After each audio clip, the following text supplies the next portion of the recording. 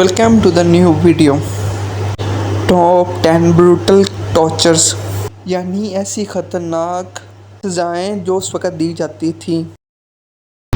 Necklacing is a horrific torture that involves forcing a rubber tire filled with gasoline around a victim's chest and arms, and then setting it on fire. The victim may take up to 20 minutes to die, suffering severe burns in the process. In South Africa, Nigeria, and India, necklacing was a common sentence carried out by angry mobs to punish suspected thieves and rapists in the 1970s and 80s. Brazilian drug lords are also known to have necklaced their enemies. Most notoriously, the journalist Tim Lopez in 2002. After he was kidnapped by local drug dealers, his hands, arms, and legs were severed with a sword while still alive. They then stuffed his body in gasoline-filled tires and set it on fire.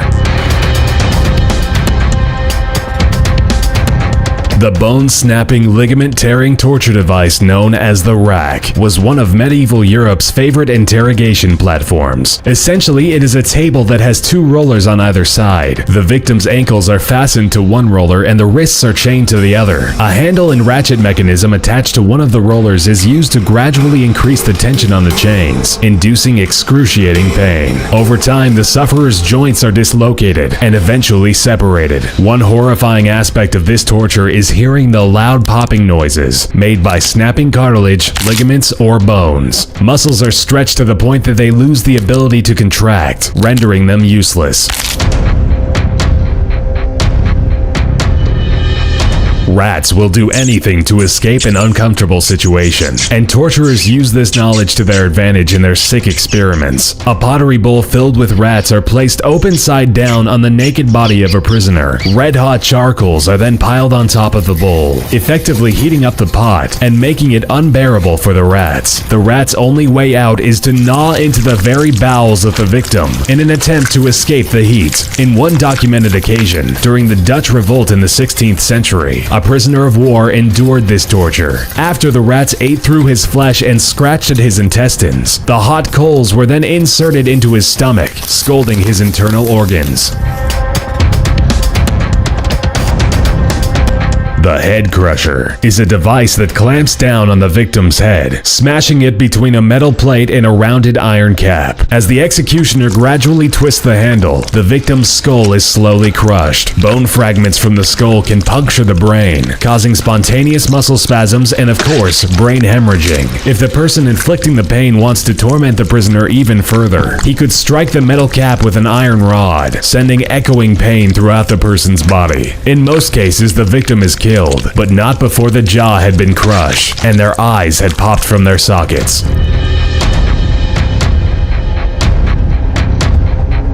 The Tucker telephone was an electroshock apparatus used in Arkansas Tucker State Prison in the 1960s and 1970s. Inmate doctors would use this torture device on unruly prisoners. The device worked by placing a ground wire around the big toe of a prisoner while clamping the hot wire to the person's genitals. The wires were then hooked up to a telephone that had been modified to send electric shocks. As the phone was being cranked, piercing electrical currents were sent throughout the prisoner's body. In prison slang, a long-distance call was a series of electric shocks in a row. Any inmate that passed out from the experience would be splashed with cold water and shocked again, intensifying the agony.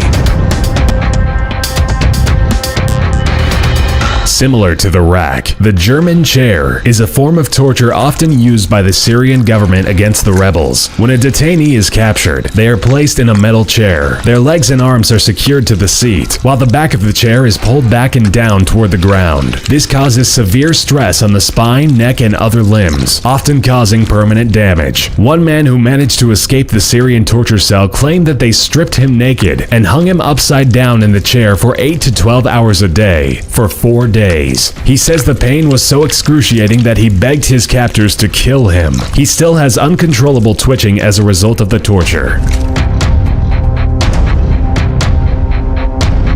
Flaying, also known as skinning, is an old torture that dates back to 883 BC. It involves different methods to remove the skin from the victim's entire body. The most common form of flaying is to use a knife, inserting the sharp blade just below the chin. The cuts start at the face and work all the way down to the toes. In some cases, the skin would be taken off in small sections and be performed slowly until completely done. What's left is a still living person with exposed muscles, ligaments, and bones, but the face skin still intact. A person could live a few hours up to a day after the skin removal process. Another method involved being severely sunburned and then having the skin peeled off. Lastly, captives would be placed in large cauldrons with only their heads sticking out. Then hot scalding water or oil would be poured inside, boiling their skin away.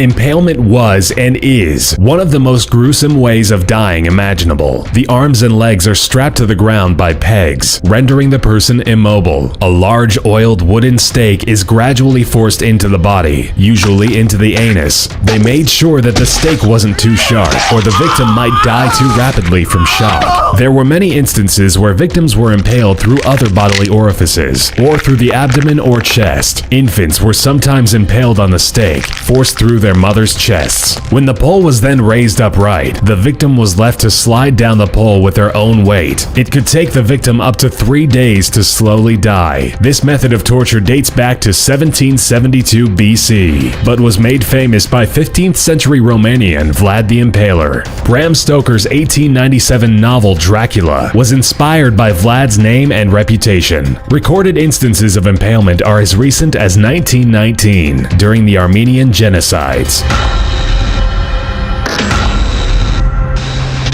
The brazen bowl was an ancient Greek torture device that also doubled as a demented musical instrument. Naked victims were placed inside of a large hollow brass bowl statue. In most cases, the prisoner's tongue is cut out with sharp metal shears before being shoved into the empty bovine statue. The torturers would then light fires underneath the bowl and burn the person inside alive, raising the heat gradually. The screams of the bowl's occupant couldn't be heard because the thick metal casting acted as a sound barrier. The only opening was through the bowl's mouth that let out smoke from the person cooking inside. A series of brass tubes were located toward the front of the bowl that would resonate the sound of the muffled screams of the tongueless victim. Depending on the intensity of the heat applied under the statue, the prisoner could survive anywhere from 10 minutes to several hours.